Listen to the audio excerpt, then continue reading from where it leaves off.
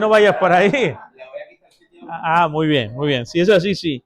El Evangelio vence al pecado. Estamos estudiando una serie que me encanta. Estamos estudiando el Evangelio, las buenas noticias.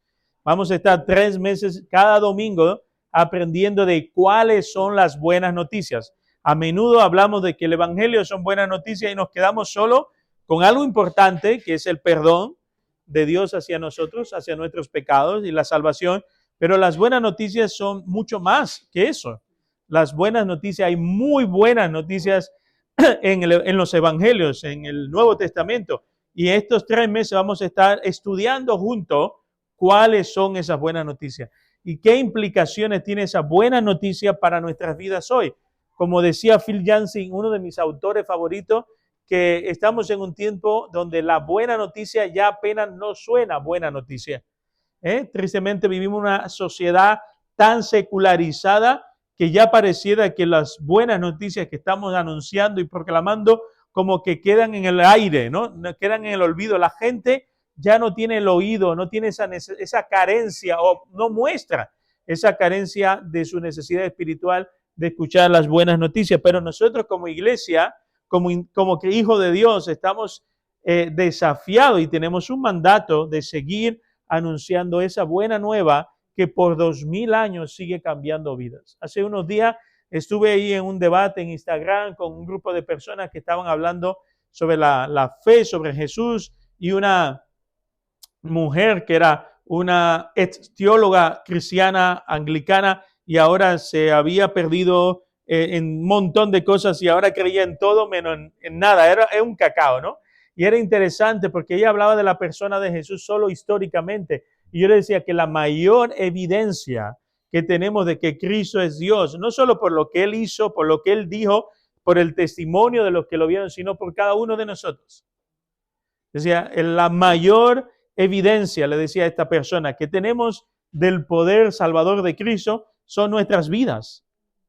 Matrimonios cambiados, hogares transformados, gente sostenida por el poder de Dios, personas que tenían una vida que no eran capaces de cambiar sus actitudes y comportamientos ni con psicólogos, psiquiatras, médicos y expertos de la mente, pero vino un día Cristo y les cambió radicalmente. Recuerdo el testimonio de Marta que nos compartió en su bautizo y como ella daba fe, decía, oye, esto es real, esto me ha cambiado, esto es poderoso. Ese es el Evangelio. Y hoy vamos a seguir en la serie del Evangelio, pero vamos a estar enfocados en este tema, el Evangelio que vence al pecado. Y vamos juntos a estudiar el tema del pecado. Parecía algo filosófico, algo que no podemos a veces comprender. Ya hoy día intentamos, como la palabra pecado no suena tan guay ni tan bonita, hablamos ya de errores, fallos, pero vamos a ver que hay una gran diferencia entre errores y fallos y pecado. Y hoy vamos a intentar, junto con la ayuda de las Escrituras, ver qué es el pecado, cuál es su origen, cómo nos afecta el pecado. ¿Vale? ¿Qué implicaciones tiene el pecado en mi vida hoy y en mi entorno con mis relaciones interpersonales? ¿Y cómo afecta mi destino eterno el pecado? Entonces vamos a estar profundizando en ese tema, en el tema del pecado, para comprender por qué luchamos con temas emocionales, por qué luchamos con crisis en las relaciones intrafamiliares y extrafamiliares, por qué somos como somos, por qué no somos tan buenos como esperábamos. Decía ese famoso filósofo que en el 2020 el Dios, Dios ha muerto, ¿no? Decía Nietzsche, es ya la muerte de Dios. Y que cuando la humanidad tuviera todo el conocimiento, los estudios necesarios y fuera la revolución industrial ya se plasmada y se estableciera en la sociedad y fuéramos tan buenos, veríamos como Dios moriría porque ya no necesitaríamos a Dios. Pero el 2020 fue, el 2020 no, el siglo XX fue el siglo de mayores guerras y catástrofes que tenemos en la memoria. Primera y segunda guerra mundial, guerra civil española. Entonces nos vemos que no somos tan buenos. No somos tan buenos. Tenemos ahora en el siglo XXI, vemos que somos la sociedad española con más estudio de la historia. ¿No es verdad? Es la sociedad con más estudio y más acceso a todos los niveles de educación. Y solo tenemos que ver en los medios de comunicación el nivel que hay a nivel social, ¿no? Y vemos la degradación moral, ética y espiritual de la sociedad española. Vemos como es la sociedad de mayor consumo de ansiolíticos. Vemos que es una sociedad que está rota ética, moralmente. Entonces, la solución no es más estudio. Vamos a ver dónde está el problema y cuál es la solución. Vamos a Génesis capítulo 3. Génesis 3, del 8 al 19, narra una de las historias más interesantes en la palabra de Dios, más impactantes y desgarradoras, pero una historia que afectó toda la humanidad, la raza humana, y que afecta nuestras vidas hoy. En Génesis 3 es la caída del ser humano, es la ruptura del hombre con Dios. Cuando vemos esa famosa pintura en la Capilla Sistina, en la que el famoso pintor Miguel Ángel dibuja allí ese dedo entre Dios y los hombres. ¿Lo habéis visto alguna vez? Las imágenes. Pues bueno, Génesis 3 nos dibuja esa ruptura entre ese Dios eterno y cercano y el ser humano. En Génesis 3 dice la palabra de Dios lo siguiente. Génesis 3 del 8 al 19 dice: cuando soplaba la brisa fresca de la tarde, el hombre y su esposa oyeron al Señor Dios caminando por el huerto.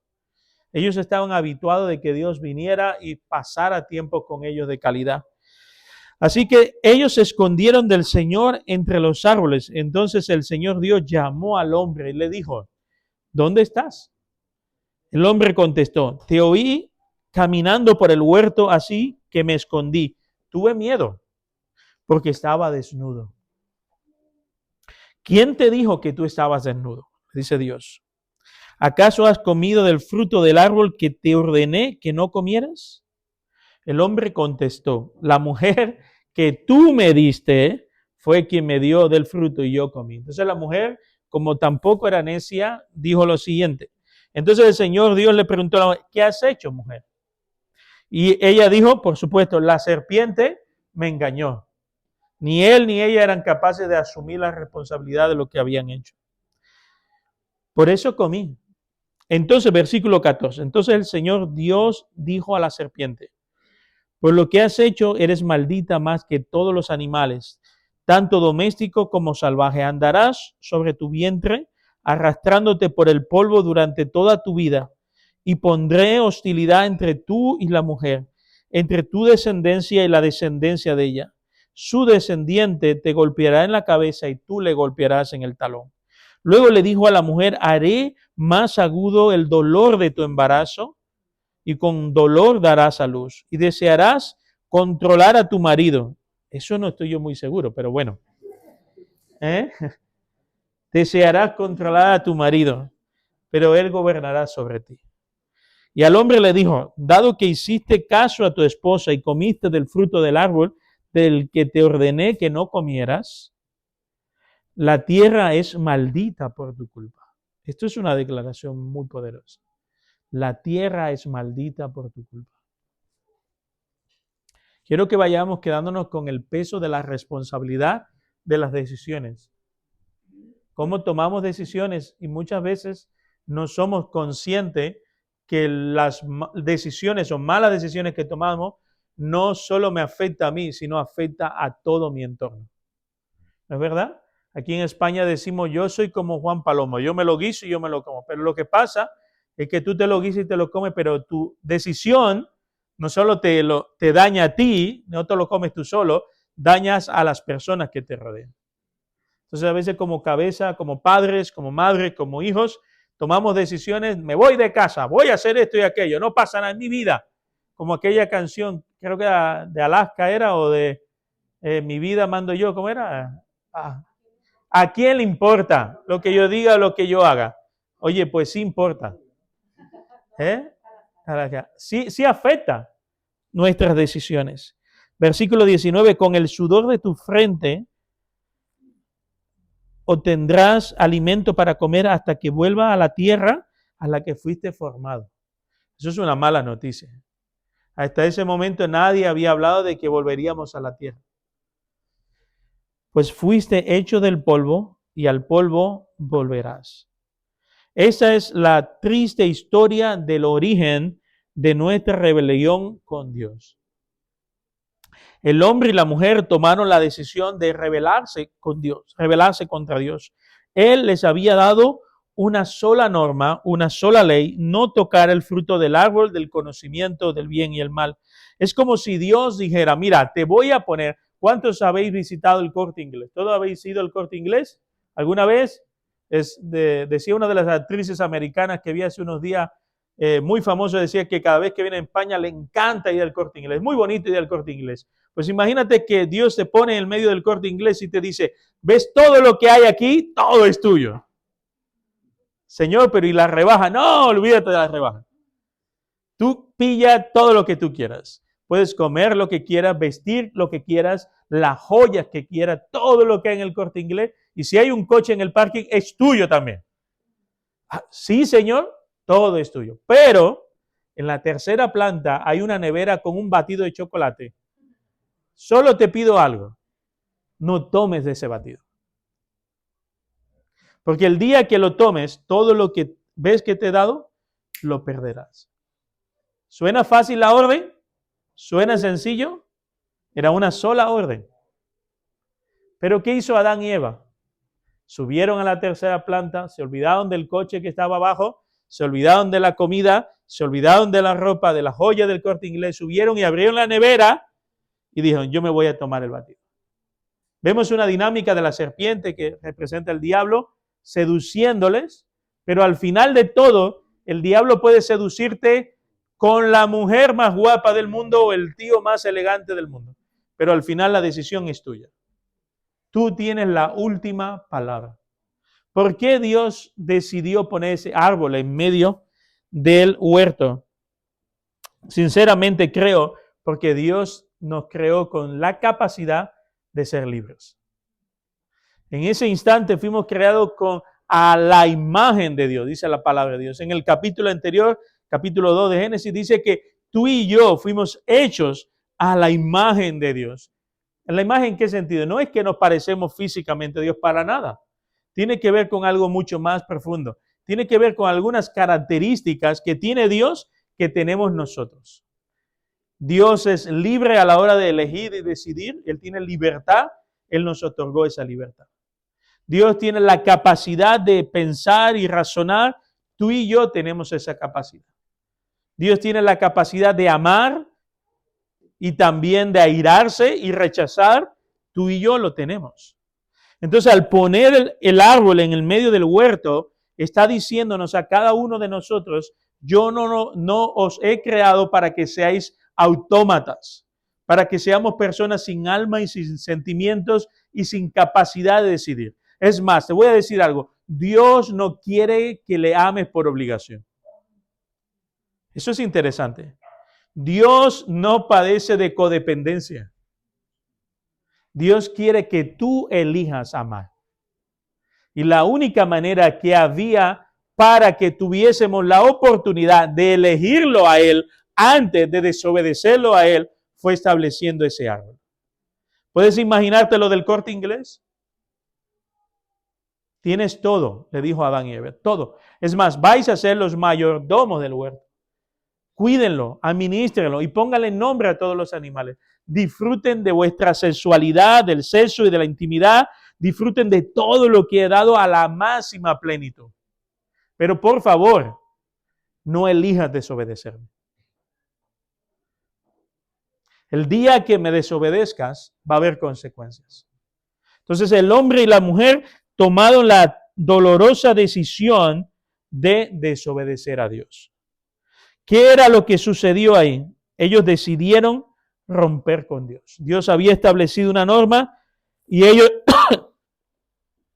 ellos decidieron ir en contra de la norma.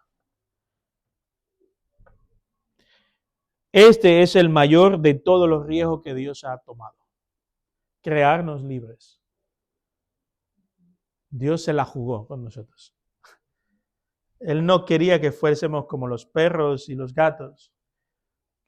Él quería que tú y yo tuviésemos la capacidad de amar libremente.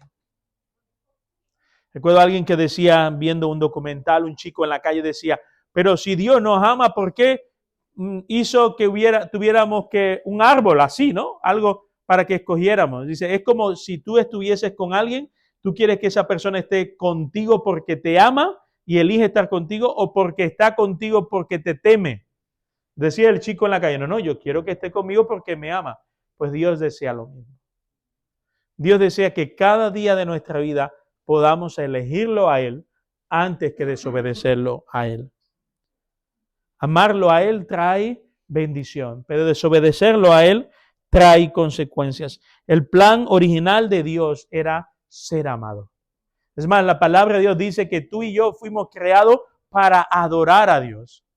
Mira, los que hemos tenido la oportunidad de ir a un museo de Bellas Artes, os recomiendo el Museo de Bellas Artes que hay aquí en Sevilla, cerca de la Plaza del Duque. No recuerdo cómo se llama la otra plaza, donde está el museo. ¿Esa es la Plaza del Duque? No, la Plaza del Museo. Mira, hay unos cuadros impresionantes. Cuando tú te sientas, a veces yo me he escapado solo para ir allí y me siento en una de esas bancas y veo unos cuadros preciosos de Murillo y inconscientemente estoy adorando, porque la idea de adorar es admirar, es honrar, es glorificar, es deleitarse con la belleza. Entonces, si tienes esa oportunidad, pues imagínate el día en que estemos delante de la presencia de Dios. Esos cuadros, muchos de ellos son tan solo una pincelada de lo que veremos en la majestad de Dios. Muchos de los grandes pintores inspirados por Dios, la mayoría de ellos, porque son dones y habilidades que vienen de Dios, lo único que han hecho es copiar un poquito de lo que tú y yo veremos un día en la gloria. Y entonces fuimos diseñados para elegir amar a Dios o rechazar a Dios. El hombre y la mujer decidieron tristemente rechazar a Dios. Como vemos en la historia, la pareja decidió desobedecer a Dios tomando del único fruto que no debían de tomar.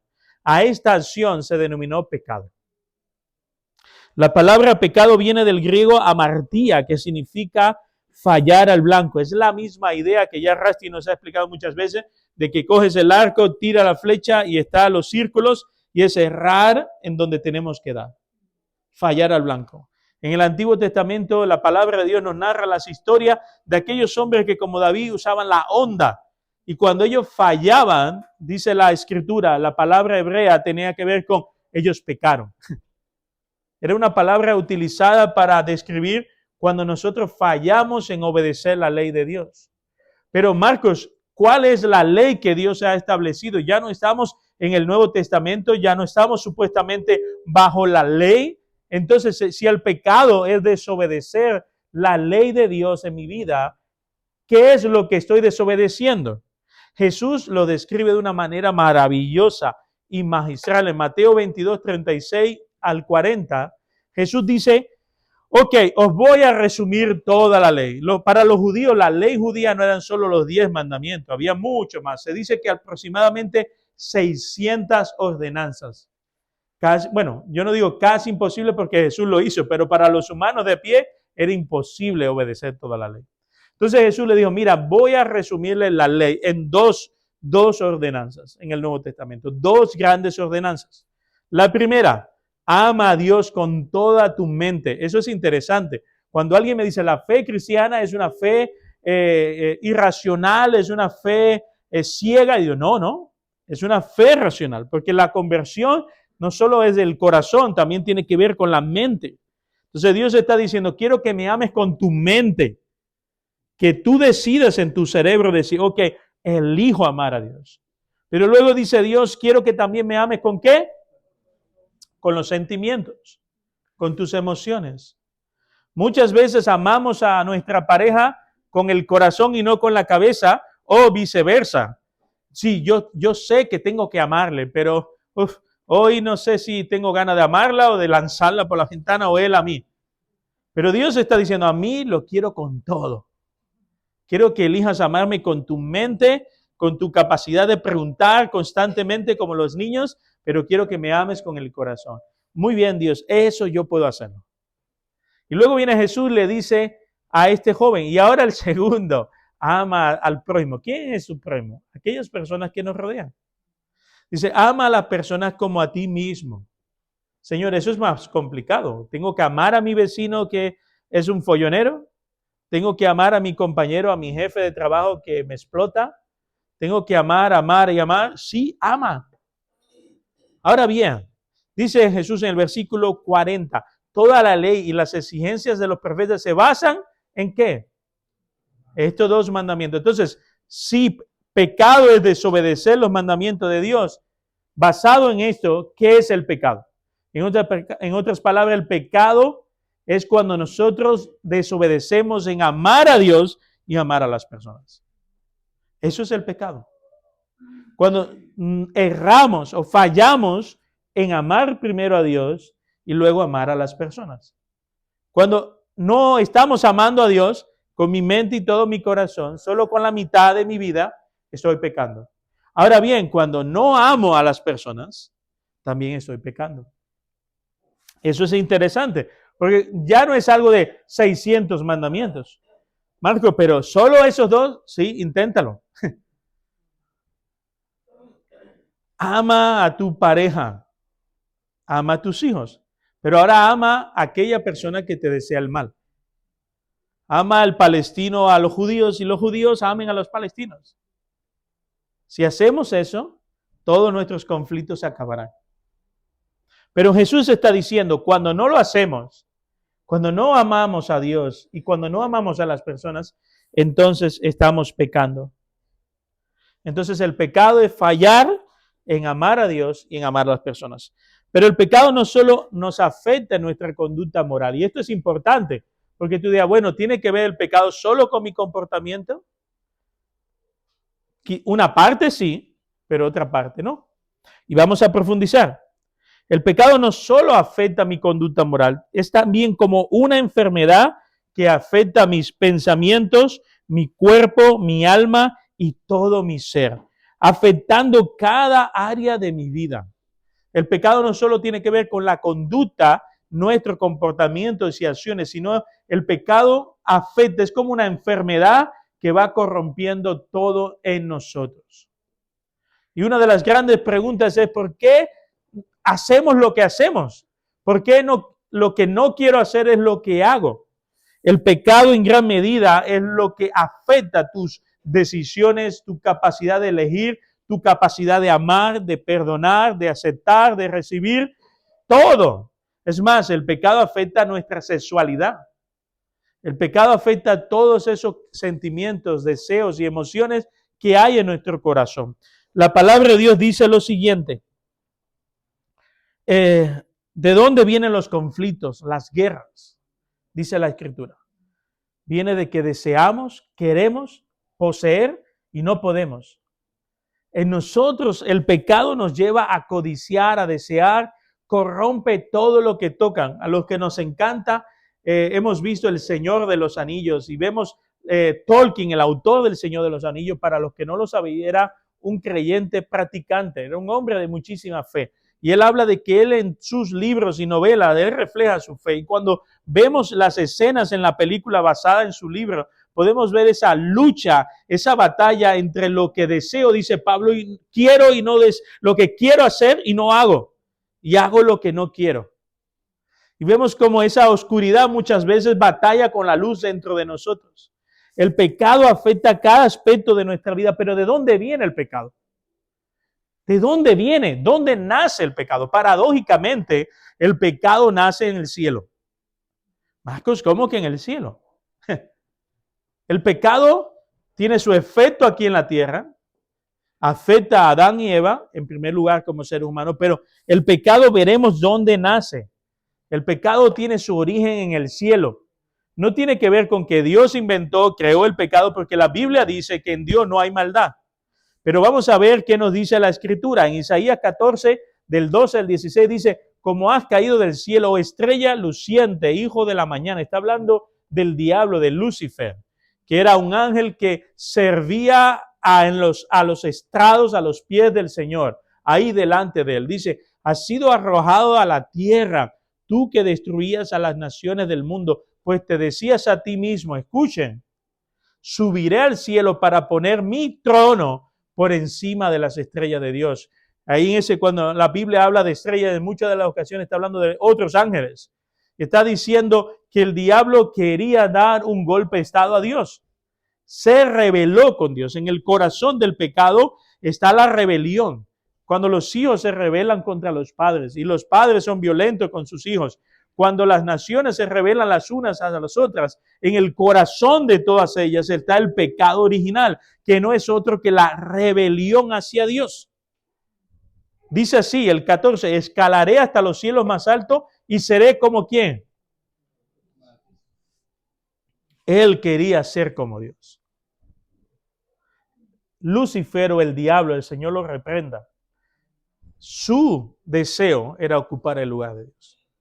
Hoy no ha cambiado. El ser humano constantemente busca ocupar el lugar de Dios.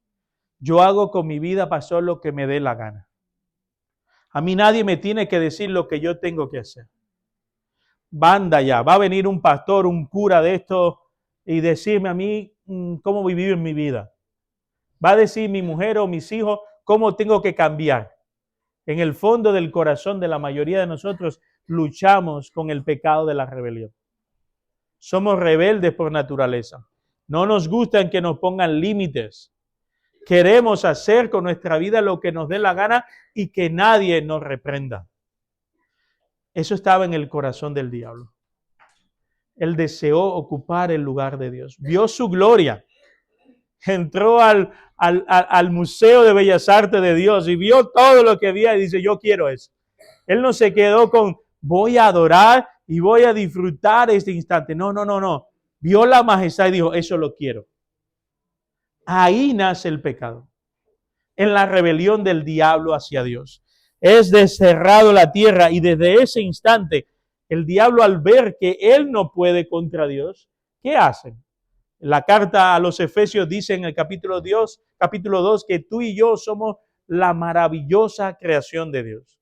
Entonces eso es como, vale, no me puedo meter con Rusty porque está cacha, va al gimnasio bastante, pero si no puedo con él, me voy a meter con Pablo. Voy a decir Levi, pero no. Me voy a meter con Pablo. Entonces, ¿de qué va esto? El diablo sabe que no se puede meter con Dios. Entonces, ¿a por quién va? A por nosotros. Porque somos los hijos amados del Padre. Entonces, Dios crea el matrimonio. ¿Sabe lo que hace el diablo? Dios busca destruirlo. El diablo busca destruirlo. Dios crea el sexo, que es bueno. El diablo busca corromperlo. Dios crea la vida, el diablo busca matarla. Dios crea la tierra, el diablo busca destruirla. El diablo no crea nada bueno. Todo lo que hace es matar, robar y destruir. Él no puede con Dios. Él va a intentar atacar a los hijos de Dios. Él no puede destruir la tierra, pero va a intentar que tú y yo no la administremos ni la cuidemos. Seamos malos mayordomos de la tierra, de los mares, de los ríos, de lo que Él ha creado. Él va a buscar destruir todo lo que Dios ha hecho bueno a través de nosotros. El deseo del diablo es robar la gloria de Dios y destruir a nosotros, a cada uno de nosotros. Eso es una realidad y no podemos ser ignorantes. Hay 4 elementos importantes que quiero explicar en esta mañana antes de terminar. Y quiero explicarle 3 consecuencias directas del pecado en nuestra vida, para que podamos entender por qué actuamos como actuamos. El pecado nos enferma en primer lugar emocionalmente. El pecado nos enferma emocionalmente. ¿Por qué tenemos muchas luchas y trastornos emocionales? ¿Por qué tenemos ansiedades y nos deprimimos? ¿Por qué luchamos con tantas batallas en nuestro interior? La palabra de Dios dice en el versículo 9 de este Génesis 3, dice, entonces el Señor llamó al hombre, ¿dónde estás? El hombre dijo, te oí caminando por el huerto, así que me escondí, tuve miedo porque estaba desnudo. Estaba desnudo. Con el pecado entrado a nuestro cuerpo los sentimientos negativos. En Génesis 1 y 2, tú y yo éramos perfectos. Es más, no hacía falta Dolce Gabbana ni nada de eso, andábamos en pelotas. Y no había vergüenza. No había el cacha, el gordo, el flaco. No, no. Todo estaba perfecto. La mujer no tenía maquillaje porque había una desnudez, vamos a decirlo de esa manera, digna y santa. No había vergüenza, complejo, miedo.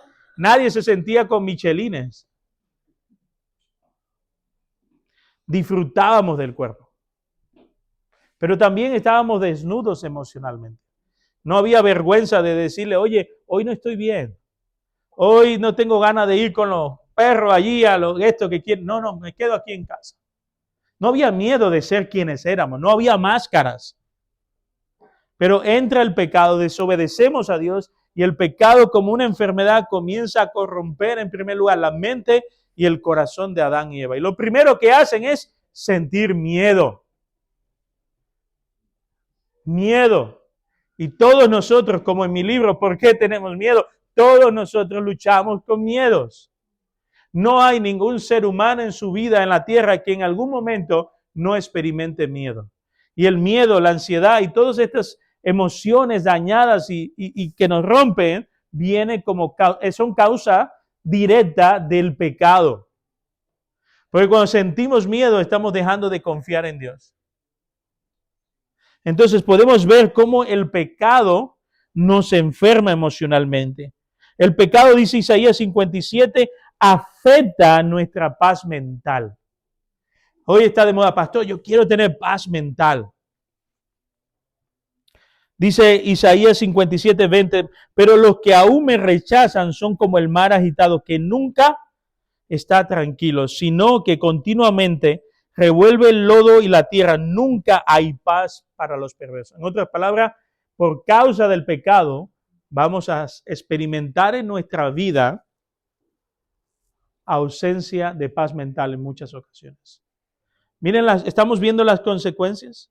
A veces intentamos encontrar, pero ¿por qué vivo eso? ¿Por qué experimento esto? ¿Por qué no tengo la paz mental que desearía? He hecho yoga y todas esas cosas orientales y ahora estoy viniendo a la iglesia, pero sigo batallando.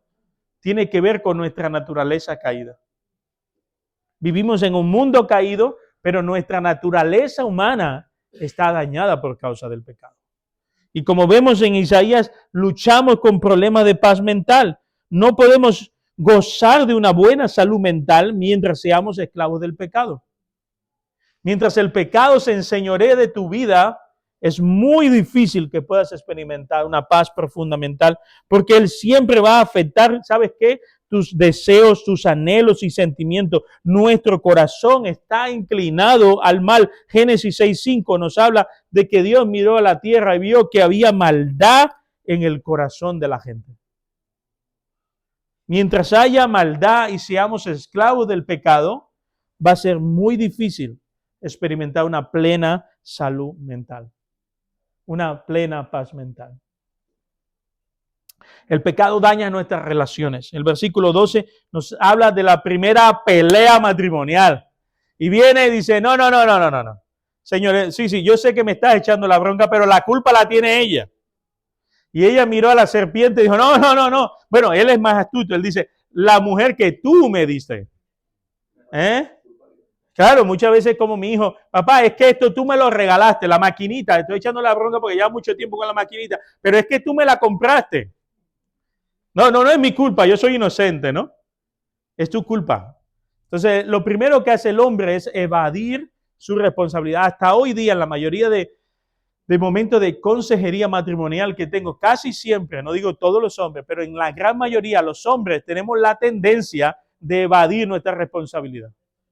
Casi siempre la señalamos a ella. Pastor, pero es que ella es y me dice, va. Pero no, pocos hombres a la primera gente dicen, pastor, ¿sabe qué? Antes de decir cualquier cosa, la culpa es mía. Los hombres tenemos la tendencia de evadir nuestras responsabilidades. Ahí está. Y en segundo, la mujer no se quedó muy atrás. Digo, no, la serpiente. Y la serpiente miró, pero no había otro animal por ahí. No había quien echarle la culpa. El pecado daña nuestras relaciones intrafamiliares y extrafamiliares. Amados, la causa de los problemas en las relaciones en casa, en el trabajo, en donde nos desenvolvemos, no son las otras personas. La mayoría de las veces el problema soy yo.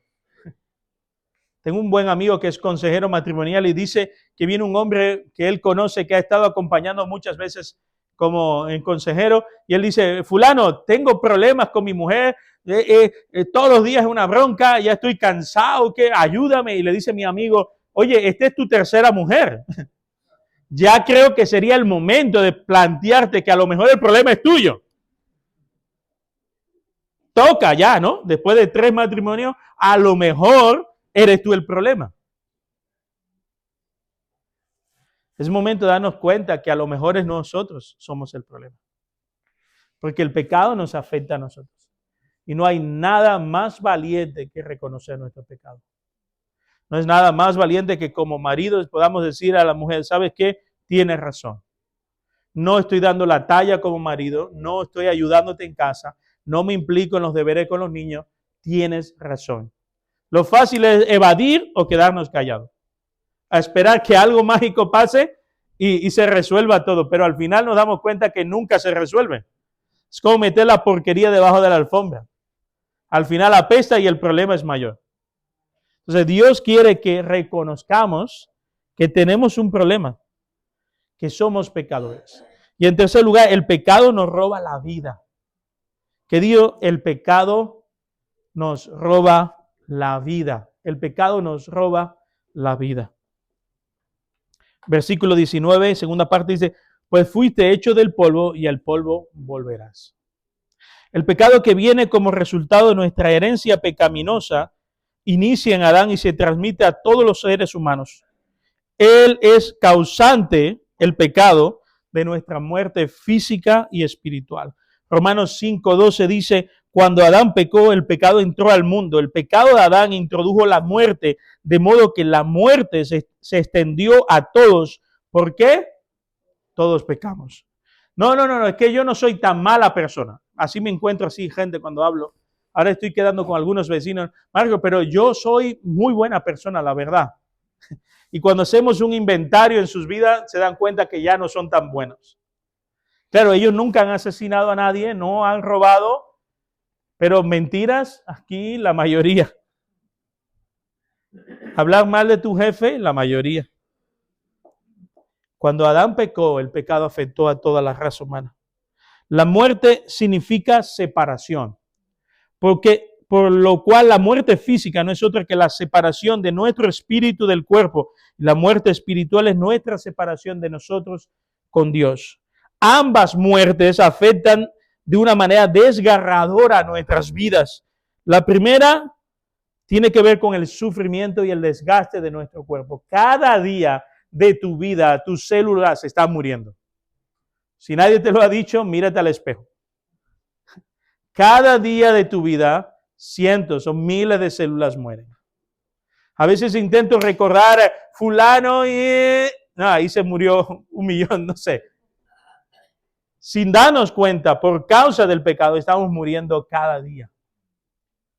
Una parte de nosotros, con el tiempo, aquí tenemos médicos y enfermeras, cada día de nuestra vida, una parte de nosotros va muriendo. Hasta que un día, nuestro espíritu abandona nuestro cuerpo y es desgarrador para los que se quedan. La muerte es consecuencia de nuestra desobediencia. Es la paga de nuestro pecado. Nosotros estábamos en el corte de inglés de Dios y decidimos tomarnos el batido. Pudiendo elegir a Dios y la bendición de amar a Dios, elegimos desobedecer a Dios. Ahora, como un buen padre justo, hay una paga por ese pecado. Y en primer lugar es la muerte física. Y en la segunda, y esta es muy dolorosa, podemos decir, Marco, la física es peor. No, escucha. Ahora viene la peor, la muerte espiritual. Esa no la podemos ver visiblemente, pero nos corrompe y nos destruye por dentro. Como leía Rusty hace un rato, que él citaba la palabra de Dios en Juan 15, Jesús está diciendo, yo soy la vid y vosotros los pámpanos. Separado de mí no podéis hacer nada. En otras palabras, la muerte espiritual es estar separados de Dios. ¿Qué implica eso? Que al estar separados de Dios espiritualmente estamos muertos. Por mucho que anhelemos, vivimos en la generación, el siglo de la hiperfelicidad. Todos los libros de autoayuda flipan a la gente. Todo el mundo quiere ser feliz. Pero todo el mundo quiere ser feliz como el diablo, sin Dios, o ocupando el lugar, el trono de Dios. ¿Qué pasa con eso? Que te desconecta de Dios. Y entonces al desconectarte de Dios, estás muerto, estás muerta espiritualmente. Y ahora más, la muerte espiritual tiene una implicación eterna. ¿Qué significa eso? Que si estamos separados de Dios aquí en esta vida, estarás separado de Dios en la eternidad. Yo le decía a un amigo en la universidad que me decía, Marco, yo no creo en Dios, pero el día que llegue, yo quiero que tú estés cerca de mí para que interceda por mí. Decía, pues mira, yo te tengo una mala noticia. Hasta los católicos, la mayoría, ya no creen ni en el purgatorio. Así que te voy a decir algo. Tú irás al cielo infernal. ¿Qué significa? Yo decía, como tú odias a Dios, tú dices que eres ateo y rechazas a Dios, pues Dios te va a enviar a tu paraíso. Tu paraíso es el lugar donde no está Dios. Ahora bien, el lugar donde no está Dios, dice la Escritura, que es un lugar de sufrimiento y tormento. Porque tú elegiste rechazar a Dios. Por tanto, la consecuencia es habitar donde Él no está. Nuestro pecado tiene una implicación en esta vida y en la vida eterna. Ahora, si yo terminara el sermón aquí, usted diría, muy bien, teológicamente me ha aportado, ya sé de qué va el pecado, ya sé que me afecta mental, emocionalmente, afecta mis relaciones en casa y con las demás personas, y es más, ya sé que el pecado me destruye y me mata en esta vida y en la venidera. Pero no quiero quedarme ahí porque el sermón tiene que ver con buenas noticias. Y quiero cerrar hoy con la buena noticia. Hay una buena noticia para ti. Es como la canción de Winnie Pooh, ¿no? Hay un amigo en mí, pues yo tengo una buena noticia para ti. La buena noticia del fin del poder del pecado. Hemos visto el pecado cómo daña, afecta, corrompe tu matrimonio, tu salud mental, tu vida espiritual. Pero ahora quiero enfocarme en último lugar en la buena noticia. Y quiero, chicos, que estén prestando atención, porque entonces cuando los adolescentes se pelean y dicen, bueno, pero ¿qué fue fulano? No, hay un problema en nosotros. Y quiero que escuchemos cuál es la solución al problema. Porque de nada sirve que yo te diga, oye, tú tienes un problema de salud, pero ¿sabes qué? La mala noticia es que no hay tratamiento. Yo hoy sí tengo una buena noticia. Hay un tratamiento efectivo para el pecado. Esta es la gran noticia de Dios. Génesis 3:15. Y pondré hostilidad entre tú y la mujer. Esta es la promesa de Dios. Entre tu descendencia y la descendencia de ella, su descendencia, te golpeará en la cabeza y tú le golpearás en el talón. Esta es la gran noticia de Dios. Dios promete que de su descendencia, alguien que va a venir, que es perfecto y sin pecado, va a vencer al diablo y su poder. Va a destruir el poder del pecado que nos esclaviza. Eso implica la victoria sobre el poder del pecado en nosotros. Dios nos muestra las consecuencias de nuestros actos, pero a la vez nos ofrece la oportunidad de revertir esas consecuencias. Eso solo lo puede hacer un Dios justo. Mire, yo no soy tan justo como Dios. Yo sí, si me la haces, yo quisiera que la pagues. Pero Dios es tan justo que hay consecuencias por nuestras malas decisiones. Pero Dios nos dice lo siguiente, estas son las consecuencias, pero yo voy a pagar por ellas para que todo aquel que crea en aquel que está pagando en la cruz del Calvario las consecuencias, que es la muerte eterna, reciba la gracia y el perdón de Dios. La Escritura dice lo siguiente, Romanos 5:12 del 15 al 16. Cuando Adán pecó, el pecado entró al mundo. El pecado de Adán introdujo la muerte, de modo que la muerte se extendió a todos porque todos pecaron. Pero hay una gran diferencia entre el pecado de Adán y el regalo del favor inmerecido de Dios. Pues el pecado de un solo hombre, Adán, trajo muerte a muchos. Pero aún más grande es la gracia maravillosa de Dios, el regalo de su perdón para muchos por medio de otro hombre. ¿Quién? Cristo. El segundo Adán. El primero fracasó, pero el segundo no iba a fracasar. Aleluya. El segundo no iba a fracasar. Él pisoteó la cabeza de Satanás. en la cruz del Calvario. Él venció al infierno y al poder del pecado en la cruz del Calvario para que todo aquel que le reciba como su Señor y Salvador reciba el perdón de Dios y la gracia bendita de Dios. Para que todos nuestros pecados presentes, pasados y futuros sean perdonados en Cristo. La buena noticia es que el diablo y el pecado no han vencido. Cristo venció en la cruz del Calvario. Y el resultado del regalo del favor inmerecido de Dios es muy diferente de las consecuencias del pecado de ese primer hombre, Adán. Pues el pecado de Adán llevó a la condenación, pero el regalo de Dios nos lleva a ser hechos justos a los ojos de Dios, a pesar de que somos culpables. El pecado, queridos hermanos, lo destruyó todo, dañó tu salud mental, dañó tus relaciones, daña y corrompe tu vida, nos va matando lentamente, nos aleja de la vida, nos somete a nuestros malos y oscuros deseos, pero Cristo vino para liberarnos de ese poder. Cristo vino para liberarnos. En la cruz Jesús derrotó al pecado y ahora en los cielos, aleluya Señor. Gracias Dios. Y ahora los cielos se han abierto para tu favor y mi favor. Ya la ira de Dios no caerá sobre nosotros. Recibiremos gracia y misericordia. Dios quiere reconstruir en cada uno de nosotros su plan original. Eso implica restablecer en nosotros una mente sana, un corazón restaurado, un alma nueva que adore y glorifique a Dios, anhelos y deseos nuevos, amor y gracia para con Dios y con los hombres.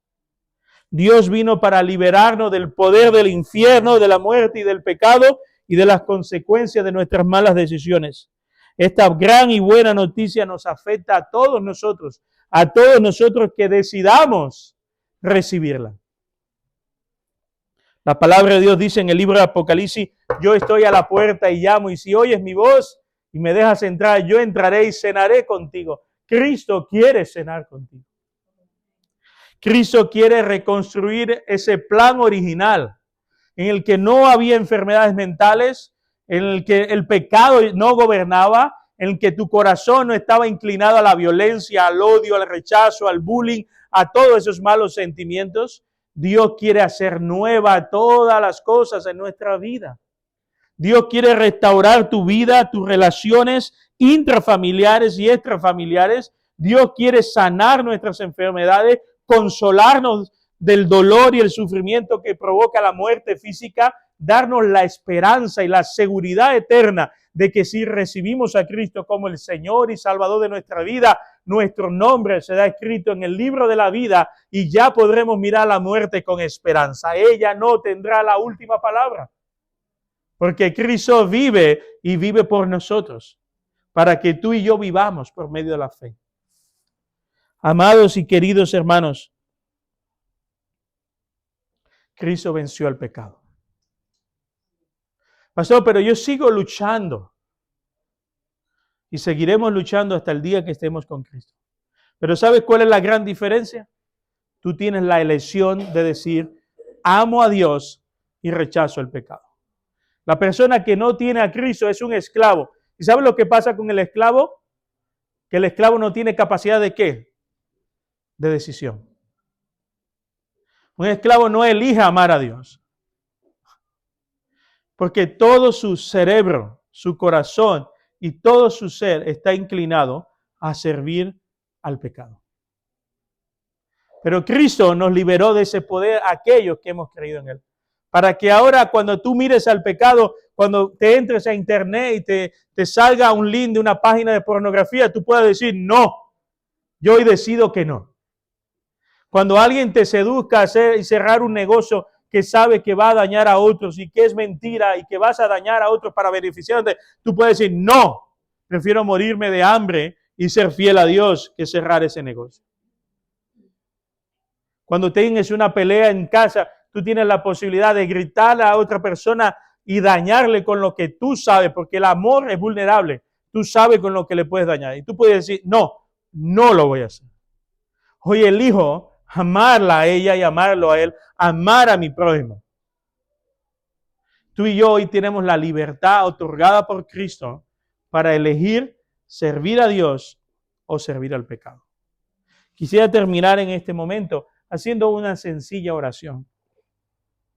Pero antes invitarlos ahí donde están a pensar, Señor, Jesús, ¿tú vives en mi vida, Dios? ¿Realmente soy una hija y un hijo tuyo? ¿O soy todavía una persona esclava o esclavo del pecado? Jesús dijo, yo he venido para que tengan vida y una vida abundante. Dios no quiere que tengas una vida mediocre. Dios desea que como hijo o hija de Dios, tu vida sea plena de abundancia, plenitud emocional y espiritual. Dios quiere lo mejor para ti. Pero si eres esclava o esclavo del pecado, no es posible vivir en esa plenitud que Dios desea para tu vida. Y si aún todavía no eres un hijo de Dios, si todavía no reconoces a Jesús en tu vida, yo quiero invitarte en esta precisa tarde en que cierres tus ojos y le digas a Jesús, Señor Jesús, perdóname porque soy pecador. Perdóname porque yo escogí darte la espalda. Señor, perdóname. Te pido perdón y quiero que me perdones. Hoy quiero ser tu hija. Hoy quiero ser tu hijo. Quiero creer en ti como el Señor y Salvador de mi vida. Si tomas esa decisión hoy, sabes que las puertas de los cielos se abrirán y habrá una feria en los cielos en tu favor, porque hay alegría en los cielos cuando un pecador se arrepiente. Así que si todavía no has tomado esa decisión, tómala ahí donde estás. Y si al finalizar el culto tienes alguna duda, acércate a Razi o a mí, conversa con nosotros, habla con nosotros. Queremos ayudarte para que tomes la decisión que te cambiará la vida. Y si ya eres una hija y un hijo de Dios y estás comiéndote la cabeza diciendo, ¿por qué actúo como actúo? Quiero que sepa que hay una batalla en tu interior. Pero esa batalla ha sido vencida por Cristo. Y la palabra dice que Él nos ha dado al Espíritu Santo, que es nuestro ayudador. Y si estás batallando por causa del pecado, emocionalmente, en tus relaciones, si estás sufriendo por el dolor de las personas que ya no están contigo, pídele al Espíritu de Dios que Él pueda traer consuelo, fortaleza y sabiduría en medio de la prueba que estás viviendo. Hay una promesa como hijo de Dios, que es que Dios estará con nosotros todos los días, querido, desde ahora hasta la eternidad. Él no nos va a dejar. Él no es como nosotros. Él no es infiel. Tenemos un Dios fiel. Señor, te doy gracias por esta tarde. Señor, te alabo por la palabra. Te alabo por la palabra porque ella es viva y es eficaz. Señor, somos pecadores. Gracias por Cristo Jesús que ha venido para perdonar nuestros pecados y liberarnos del poder de la muerte, del pecado y del infierno. Ya el diablo ni el pecado nos esclaviza, Dios. Tenemos el poder del Espíritu Santo para elegir cada día amarte a ti, Dios. Y si hubiésemos pecado, te pedimos perdón, Señor. Tu palabra dice que si hemos confesado nuestros pecados, tú eres un Dios tan bueno que estás dispuesto a perdonarnos cada día de nuestra vida. Bendice a la iglesia Esperanza para el Corazón. Bendice, Señor, los puntos de misión en los Bermejales y también en la Rinconada y las oportunidades de seguir extendiendo tu reino hasta que tú vuelvas por nosotros, Señor. Que seamos una iglesia sal y luz, pero también capaz de reconocer cuando pecamos, cuando fallamos. No somos infalibles. Tenemos un Padre infalible, pero nosotros no lo somos. Ayúdanos como iglesia a llevar nuestras cargas y a confesar nuestros pecados, primero a ti y luego entre nosotros, sabiendo de que todos necesitamos la ayuda tuya y la ayuda de los unos con los otros. Gracias, Señor, por los amigos que hoy nos visitan. Bendito, Señor, eres y qué bueno que estás atrayendo a ti, Señor, a tantas personas. Bendice a tu iglesia hoy en el nombre de Jesús. Amén y amén. Señor nos bendiga. Adriana, por favor. Antes de terminar, vamos a escuchar